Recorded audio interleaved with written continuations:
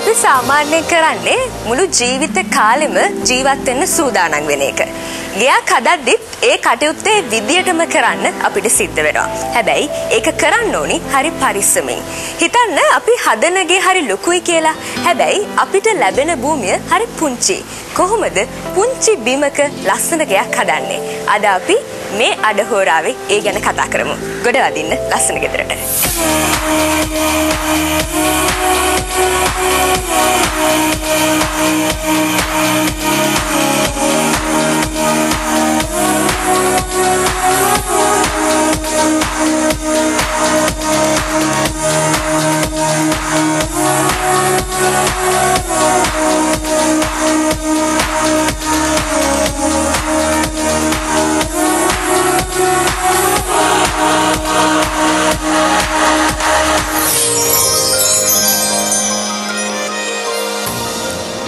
හිතවත් කම්වලට පුළුවන් හැම බැඳීමක්ම අලුත් කරන්න. අපි ඇසුරු කරන උදවිය විවිධයි. සමහරු අපේ නෑදෑයෝ. තවත් සමහරු අපේ යාළුවෝ. ඒ අය අතරේ අපේ ආගන්තුකයෝ අයත් ඉන්නවා. අද අපි මේ ගෙදර ගැන කතා කරන්නේ වරලත් වාස්තු විද්‍යාඥ ප්‍රමෝදිකා මානෙල්ගම එක්ක. අද ප්‍රමෝදිකා සූදානම් මේ නිවස පිළිබඳව ඔබත් එක්ක කතා කරන්න. හැබැයි අපි මුලින්ම මතක් කරන්න ඕනේ මේ ගෙදරට වාස්තු විද්‍යාත්මක දායකත්වය ලබා දුන්නු රජීව් සේනානායක මහත්මයා. එතුමා වෙනුවට තමයි අද ප්‍රමෝදිකා මේ කතාබහත් එක්ක අපිත් එක්ක එකතු වෙන්නේ. ප්‍රමෝදිකා අපි කතාව පටන් ගමු ගෙදර සංකල්පය තුලින්. මේ ගෙදර මූලික සංකල්පය බවට පත් උනේ සාමාන්‍ය වාස්තු විද්‍යාව වෙන ප්‍රධාන සංකල්පයක්. නිවසක් නිර්මාණය කිරීමේදී ප්‍රධාන වශයෙන්ම නිවැසියන්ගේ පෞද්ගලිකත්වයට මූලිකත්වය දෙන්න ඕනේ. මෙන්න මේ පෞද්ගලිකත්වය පදනම් කරගෙන තමයි අපි මේ නිවස නිර්මාණය කරන්නේ. උදාහරණයක් විදිහට කියනවා නම් සාමාන්‍යයෙන් නිවැසියන්ගේ එන අමුත්තන් සහ නිවැසියන් කියන මේ හැම දෙනාගේම අවශ්‍යතාවයන් මත තමා සියලුම අවකාශ නිර්මාණය කළ තියෙනවා. ඊට අමතරව දැන් මේ අමුත්තන් ගැන කතා කිරීමේදී අමුත්තන්ගේ නොයෙකුත් කොට්ටාශන් වලට වෙන් කරන්න පුළුවන් මේ අමුත්තන්. අපිට එන සමහර අමුත්තු ඉන්නවා අපිට ගොඩක් ළඟ ඥාතින් නෙමෙයි. ඒගොල්ලන් එක්ක අපි සමහරක් වෙලාවට සුහද කතා බහකින් පස්සේ ඕන් නික්ම යනවා. සමහර වෙලාවට ඊට වඩා දුරට අපිත් සමග ටික වෙලාවක් රැඳෙන අමුත්තන් ඉන්නවා. ඊටත් අමතරව සමහරක් වෙලාවට සමහර ඥාතීන් ඉන්නවා ගොඩක් සමීප අය. ඒගොල්ලන් ඇවිල්ලා අපිත් එක්ක ටික දවසක් ගත කරලා යන අය. මේ විදිහට මේ පෞද්ගලිකත්වය එකිනෙකට වෙනස් වෙනවා. මෙන්න මේ අවශ්‍යතාවය මූලික කරගෙන තමයි මේ නිවස නිර්මාණය කළ දෙන්නේ. මේක ඇත්තටම සාමාන්‍ය පැරණි සංකල්පයක්. එදා ඉඳන්ම අපේ නිවස නිර්මාණය කරනකොට මේ සංකල්පය භාවිත කරලා තිබුණා. ඒ දවස්වල ආලින්ද එහෙම නැත්නම් දැන් වැරන්ඩා විසිත්ත කාමරය, නිදන කාමර, නාන කාමර මේ වගේ අවකාශයන් වල තියෙන මේ වෙනස් වීම මේ නාගරීකරණය වෙච්ච මේ පරිසරයක තියෙන මේ සීමිත ඉඩකඩත් එක්ක අපිට ඒ කියන විදිහට උපයෝගී කරගන්න අමාරුයි. ඒක යම් තාක් දුරකට වෙනස් කිරීමකට භාජනය කළා තමයි අපි මෙතනදී මේ නිවස නිර්මාණය වෙලා තියෙන්නේ. පැරණි සම්බන්ධකම් ආය අලුත් වෙනවා. පැරණි සංකල්ප පවා අලුත් වෙනවා. දැන් අපි කිව්වා ගෙදරට එන උදවිය නෑදෑයෝ හිතවතුන් ආගන්තුකයෝ මේ විදිහට විවිධාකාරයි කියලා. මේ අය අතර සම්බන්ධකම් පවත්වාගෙන යන මේ ගේ ඇතුලේ කොහොමද ඉඩක් වෙන් කළේ? කොහොමද ඒ පිළිවෙල හැදුවේ? උනායිනි මම කලින් කිව්වා වගේ ඇත්තටම මේ නිවස නිර්මාණය කළ තියෙන ඉතාමත්ම සීමිත ඉඩකඩක භූමි ප්‍රමාණයක. ඉතින් අර කියපු පැරණි සංකල්පය කොහොමද අපි අලුත් කරන්නේ කියන එක තමයි අපිට මූලික වශයෙන්ම ඇති වුණ ගැටලුව. මොකද ඒ පැරණි නිවාස ඉදි කරලා තිබුණේ ලොකු භූමි ප්‍රමාණයක. ඉතින් ඒකේ වැරන්ඩා එක, ලිවිං රූම් එක මේ විදිහට ඒවා ඉතාමත්ම මේ ලේසියෙන් මේ ස්ථානගත කරන්න පුළුවන් වුණා. නමුත් මෙතන තියෙන මේ සීමිත ඉඩකඩත් එක්ක අපිට මේක තිරස් අතට නැතුව සිරස් අතටයි මේ අවකාශයන් නිර්මාණය කරන්න සිද්ධ වුණේ. මෙතනදී මම උදාහරණයක් විදිහට කියන්නම්. මේකේ බිම්මහලේ නිවසේ බිම්මහලේ තියෙන මේ ලොබි එක. එහෙම නැත්නම් මේ අපි දැන් මේ වාඩි වෙලා කතා කරන ස්ථානේ මෙතන පැරණි නිවසක ආලින්දේ ඒ සිද්ධ වෙච්ච සිදුවීම තමයි මෙතන සිද්ධ වෙන්නේ. මෙතනට එන්නේ අර අපිට ටිකක් ඈතින් ඉන්න අමුත්තෙක්. එහෙම කෙනෙක් ඇවිල්ලා මෙතන කතා බස් කරලා එහෙම යන්න පුළුවන්. ඊට අමතරව මේකේ බිම්මහලේ ඉතුරු අනිත්කුත් අවකාශයන් සියල්ල නිර්මාණය කරලා තියෙන්නේ ගොඩක් කලාවට ඒ එන අමුත්තන්ට අමුත්තන් වෙනුවෙන්. ඒ කියන්නේ අමුත්තන්ගේ කාමරය සහ සේවකයන්ගේ කාමර මේ වගේ දේවල් තමයි බිම්මහලේ තියෙන්නේ. ඊට උඩමහලවල වලට යනකොට මේකේ තියෙන පෞද්ගලිකත්වය ටිකින් ටික අපි වැඩි කරලා තියෙනවා. දැන් උදාහරණයක් විදිහට පළවෙනි මහලේ තමයි ප්‍රධාන විසිත්ත කාමරය, කෑම කාමරය සහ ළමයින්ගේ නිදර කාමර තියෙන්නේ. ඊටත් උඩ මහලට ගියපුවම තමයි ප්‍රධාන නිදන කාමරය, ඊට පස්සේ පවුලේ කාමරය සහ ජිම්නේසියම් එක. මෙන්න මේ කියන අවකාශයන් අපි හදලා තියෙන්නේ. එතකොට මේ පුංචි ඉඩකඩක් තුල, පුංචි භූමි භාගයක් තුල මේ සියලු කරුණු කාරණා හරියට මිශ්‍ර සිද්ධ කරගන්න පුළුවන් වුණා කියලා විශ්වාස කරනවා. ඔව් මම හිතනවා අපි ඇත්තටම අපි ගොඩක් උත්සාහ කරා. ඒකට අපිට අපේ සේවාදායකයන්ගෙනුත් ලොකු පිටුවහලක් ලැබුණා. මොකද ඔහුට පුළුවන් වුණා පැහැදිලිවම ඔහුට අවශ්‍ය මේ දේ කියලා කියන්න. ඒකෙන් ඒත් එක්කම අපිට දැන් තියෙන ඉඩකඩත් එක්ක අපි විශාල අවකාශ නිර්මාණය කරන්න ගියේ නැහැ. උපරිම වශයෙන් ඉඩ උපයෝගී කරගෙන සාමාන්‍යයෙන් අවශ්‍ය ප්‍රමාණයට තමයි හැම අවකාශයක්ම නිර්මාණය කරේ. ඒකෙන් අපිට ඇත්තට මේ ඉඩ හොඳට කළමනාකරණය කරගන්න පුළුවන් වුණා කියලා අපි හිතනවා. ප්‍රමෝදිකා, අපි මේ භූමියට ආවට පස්සේ අපිට පේනවා ලොකු නිදහස් බවක්. හැබැයි මේ ගේ නිර්මාණය වෙලා තියෙන්නේ නාගරික ප්‍රදේශයක් තුල. කොහොමද මේ අවට වටපිටාවත් එක්ක භූමිය හරිහැටි කළමනාකරණය වෙන්නේ? ඒ කියන අවශ්‍යතාවයන් සේවාදායකයාට හරියටම ඉෂ්ට කරන්න භූමිය කොහොමද පාවිච්චියට ගන්නේ? අපි ඒ ගැන චුට්ටක් කතා කරමු. මෙතනදී ඒ ආබද ඉඩම්වල තියෙන විවෘත අවකාශයන් වලට තමයි මේ නිවසත් විවෘත වෙන්නේ. එතකොට මේ නිවසේ සිට බලන කෙනෙක්ට ඔහුගේ ඒ වටපිටාව ටිකක් විශාල වෙලා පේනවා. මේක තමයි අපි පාවිච්චි කරපු එක විකල්පයක්. ඊට අමතරව බිම්මහල ගත්තාම බිම්මහලේ ඒ ලිවිං ඒරියා එක සම්පූර්ණයෙන්ම පිටුපස ගෙවත්තටත් එතනින් ගියපුවාම පිහිනුම් තටාකේ තියෙනවා. ඒකට සහ ගරාජ් එකට මේ කියන අවකාශයන් සියල්ලටම විවෘත වෙනවා. ඊට අමතරව අපි විශාල ජනෙල් භාවිතයක් කරලා තියෙනවා. මේවා ස්ලයිඩින් වින්ඩෝස් කියලා අපි සාමාන්‍යයෙන් හඳුන්වන. මේවා සම්පූර්ණයෙන්ම අරපු වෙලාවට ඒ බිම්මහලේ තියෙන සියලුම අවකාශයන් එක අවකාශයක් විදිහට තමයි කෙනෙක්ට දැනෙන්නේ. ඒකෙන් අපි ඒ අවකාශය විශාල කර පෙන්වීමක් කරලා තියෙනවා. ඊට අමතරව ඉහළ මාලාවල වලට ගමන් කිරීමේදී ඕපන් ටෙරස් කියන සංකල්පේ භාවිතක් කරලා, ඒ කියන්නේ විශාල ලොකු ටෙරසස් අපි පාවිච්චි කරලා තියෙනවා මහල් දෙකේම. ඒ ටෙරස් අපි විවෘත කරලා තියෙන්නේ තර යාබද ඉඩම්වල මම කියපු අර විවෘත ප්‍රදේශයන් වලට. මේකෙන් පාවිච්චි කරන කෙනෙක්ට තවදුරටත් අර නිස්කලංක නිදහස් බව දැනෙනවා. නාගරීකරණය වෙච්ච පරිසරයක තියෙන මේ හිර වෙච්ච ගතිය අපි මග අරගන්න උත්සාහ කරේ විදිහටයි.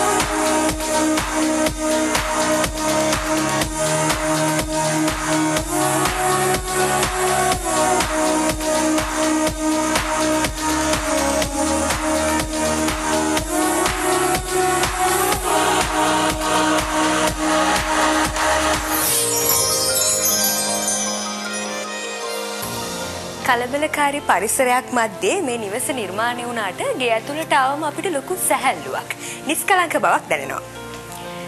මං හිතන්නේ මේ ගේ ඇතුලේ ඒ කියන නිස්කලංක බව, සැහැල්ලුව අපිට දැනෙන්න නොඑක් වූ උපක්‍රම යොදන්න ඇති. විශේෂයෙන්ම ආලෝකයේ වාතාශ්‍රය සම්බන්ධයෙන් තියෙන බොහෝ ගැටලු අවම කරගත්තු විදියක් අපිට මේ ගේ ඇතුළට ආවම පේනවා. ප්‍රමෝද, අපි කතා කරමු ආලෝකයේ වාතාශ්‍රය මේ සියල්ල නිවසට ස්වභාවිකවම ලැබෙන විදියට කොයි විදිහ උපක්‍රමද යොදාගත්තේ කියන කාරණේ. ඕනෑනි මෙතනදී අපි විශේෂයෙන්ම සඳහන් කරන්න ඕනේ හැම අවකාශයක්ම සම්පූර්ණයෙන්ම පිටතට විවෘත කරලා තියෙනවා. විශාල ජනෙල් භාවිත කරලා තියෙන හැමතැනම ඇලුමිනියම් ෆ්‍රේම් එකක තියෙන වීදුරු ජනෙල තමයි භාවිත කරේ. මේ හැම ජනෙලයක්ම සම්පූර්ණයෙන්ම අරින්න පුළුවන් විදිහට තමයි අපි නිර්මාණය කරලා තියෙන්නේ. ඒකෙන් අර මම කලින් සඳහන් කරපු විදිහටම වටපිටාවත් සමග ඇතුළේ අවකාශයන් පුළුවන් උපරිමයෙන් අපි සම්බන්ධ කරන්න තමයි උත්සාහ කරේ. මේකෙන් ස්වභාවික වාතාශ්‍රය වගේම ස්වභාවික හිරවැලියත් දවස පුරාම නිවසට ලැබෙනවා. ගෙයක් ඇතුලේ ලස්සන රඳා පවතින්නේ ඒ ගෙදර තියෙන සියලු නිමාවන් හරි හැටි අපේ ඇස්වලට ලක්ුණොත් විතරයි. ඒ කියන්නේ ගෘහ භාණ්ඩ සම්බන්ධයෙන් ඒ වගේම වර්ණ භාවිතය, ගෙදරට පාවිච්චි කරන අමුද්‍රව්‍ය මොනවද, අත්වැට මේ සියලු දේවල් එකට එකතු වෙන්න ඕනි ගෙයක් තුල ලස්සන නිමාවක් සුන්දරත්වයක් අපිට දැක ගන්න. අපි කතා කරමු ඒ පිළිබඳවත්. කොහොමද මේ වර්ණ පාවිච්චියට ගන්නෙ? වර්ණ භාවිතයේදී සේවාදායකයාගේ කැමැත්තට මුල් තැනක් දුන්නද? ඒ වගේම අත්වැට අමුද්‍රව්‍ය මේ සියල්ල පිළිබඳව කෙටියෙන් වර්ණ භාවිතය ගැන කතා කරනකොට නයිනේ අපි ප්‍රධාන වශයෙන්ම භාවිත කරේ සුදු වර්ණය. සුදු වර්ණය භාවිත කරන්න ප්‍රධාන හේතුවක් තියෙනවා. එකක් තමයි මේ ඉඩකඩ සීමිත නිසා මේ තවදුරටත් ඉඩකඩ වැඩි කර පෙන්වීමක් කරනවා.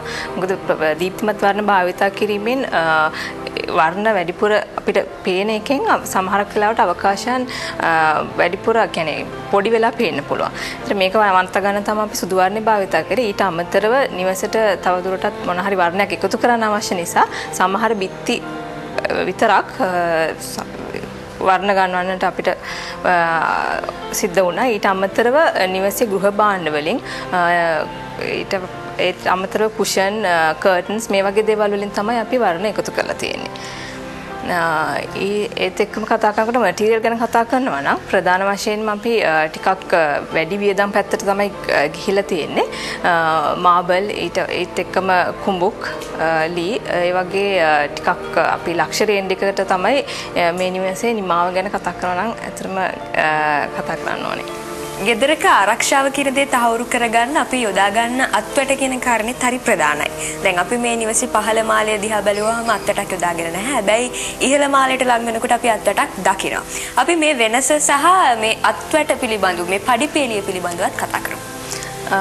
මෙතනදී මේ නිවසේ පඩිපෙළිය කියන එක ප්‍රධාන අංගයක් බවට පත් වෙලා තියෙනවා. මොකද මේ පඩිපෙළිය තියෙන්නේ නිවසේ මැද වගේ. ඒ කියන්නේ ඕනම තැනක ඉඳන් බලනකොට පඩිපෙළ පේනවා. දැන් සමහර නිවස් තියෙනවා අපි පඩිපෙළ පොඩක් හංගලා හදන වෙලාව. ඉතින් මේකේ මේ පඩිපෙළ සම්පූර්ණයෙන්ම අර ප්‍රධාන අංගයක් විදිහට කියන්නේ ෆීචර් එකක් විදිහට තමයි අපි පාවිච්චි කරලා තියෙන්නේ. මෙතනදී යට පහළ බිම් මහලේ ඉඳන් පළවෙනි මහලට එනකන් අපි අත්තටක් යොදාගෙන නැහැ. ඒකට සම්පූර්ණයෙන්ම පඩිපෙළේම තියෙන බිත්තිය තමයි අපි අත්තට විදිහට පාවිච්චි කරගෙන තියෙන්නේ. පළමුවන මහලෙන් ඉඳන් දෙවෙනි මහලට ගමන් කිරීමේදී තමයි අපි විශේෂ අත්තටක් භාවිත කරලා ලී සහ යකඩ භාවිත කරලා ඊට අමතරව පඩිපෙළ නිර්මාණය කළ තියෙන කොන්ක්‍රීට් වලින් ඊට උඩින් අපි ලී භාවිත කරලා විශේෂ නිමාවක් දීලා තියෙනවා.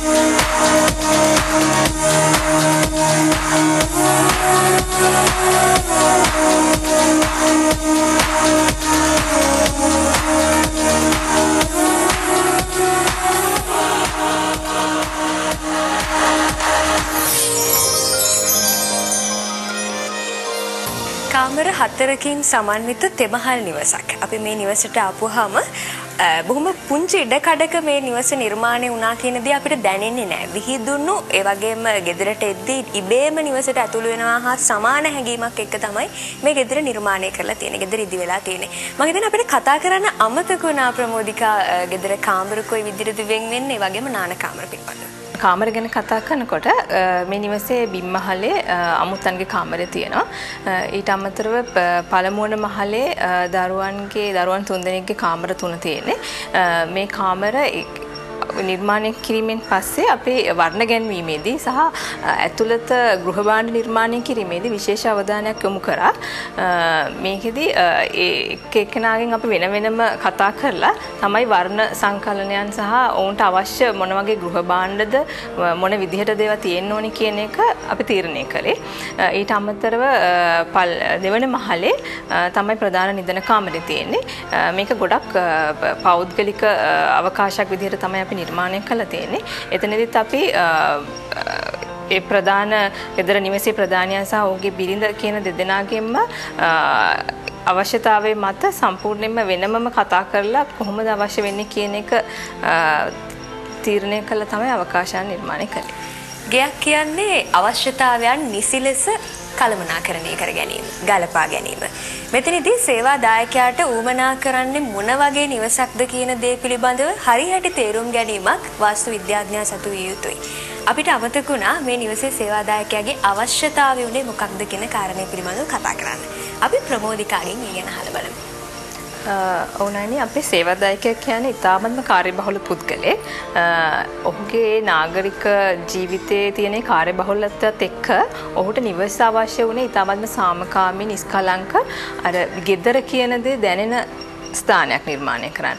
ඒත් එක්කම ඔහුගේ අර ජීවන රටාවත් එක්ක අපිට අර මම ඉස්සෙල්ලා කිව්වා වගේ ටිකක් ඉහළ මට්ටමක නිමාවක් අවශ්‍ය වුණාට අර සාමාන්‍ය මූලික අවශ්‍යතාවයන් සියල්ලම තිබුණේ අර ඔහුට අවශ්‍ය නිස්කලංක සහ විවේකී බව ඇති වෙන විදිහට තමයි මේ නිවස නිර්මාණය කිරීම.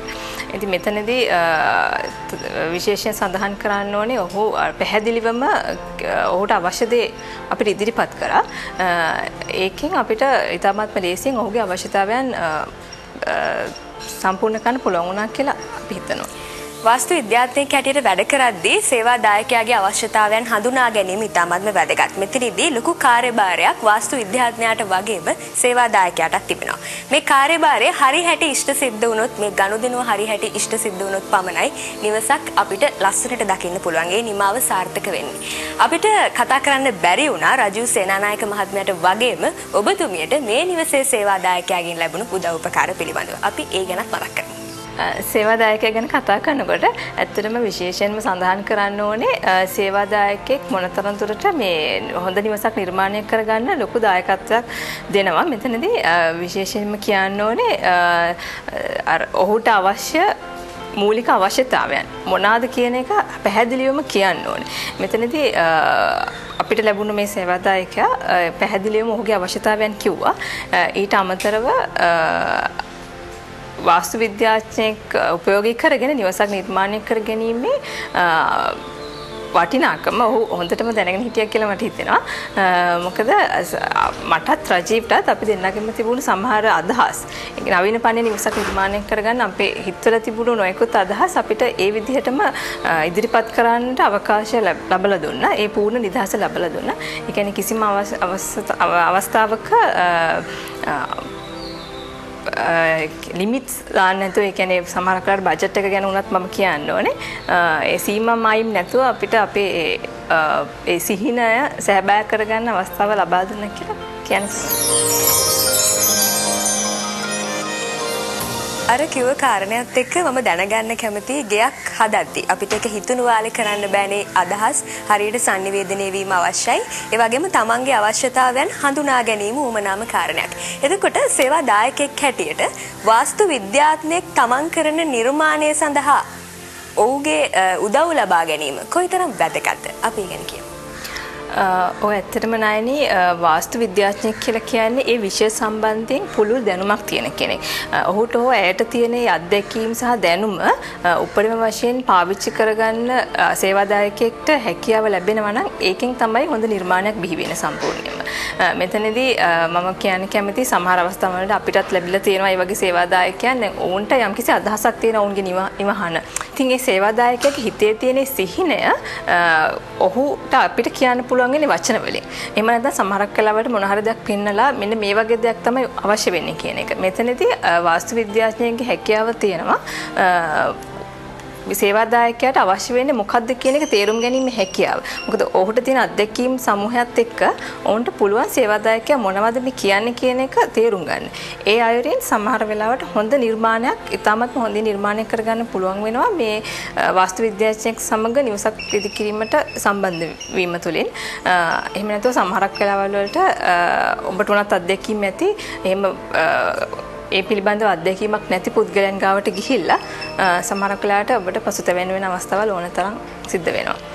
ඉතින් මම හිතන්නේ වාස්තු විද්‍යාඥයෙක් තෝරා ගැනීමෙන් අනතුරු වුණත් ඔහුගේ ඒ දැනුම උපරිම වශයෙන් ප්‍රයෝජනයට ගැනීම සේවාදායකයා සතු වගකීමක් කියලා මම කියන්නේ. අවශ්‍යතා සියල්ල එකට එකතු වුණු ලස්සන නිවසක්. හැබැයි එහෙම ගෙවල් අපිට දකින්න ලැබෙන්නේ හරි කලාතුරකින්. නමුත් ලස්සන ගෙදර කණ්ඩායමට අද ඒ වගේ ලස්සන ගයක් මුණ ගැහුණා. දුකෙන් වුණත් මට සමුගෙන යන්න වෙලාව ඇවිල්ලා අපිට ලියන්න පුළුවන්. නිවසක් සම්බන්ධව ඔබට නැගෙන සියලු ගැටලු අපිත් එක්ක කතා කරන්නත් පුළුවන්. අදට සමුගෙන යන්නම්. යලිත් ලබන ඉරිදා 11ට මුණ ගැහෙන පොරොන්දුවත් එක්ක.